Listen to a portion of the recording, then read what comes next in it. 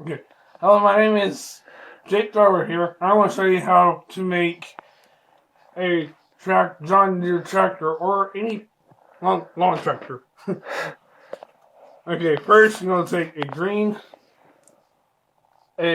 Lego, or one Lego, and then you're going to take this three red long pieces, stick it here, like that, and then take this brown piece for the seats. Then you take this little guy with the gray piece on his butt. And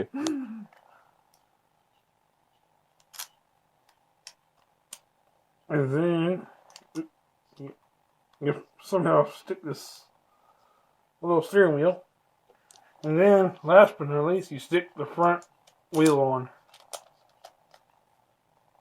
And there you have it. A good lawn tractor. Thanks for seeing this video, and please subscribe. Hit the darn like button. And do consider joining the Jake Thrower YouTube video team. And have a nice day. Until then, see ya! Peace!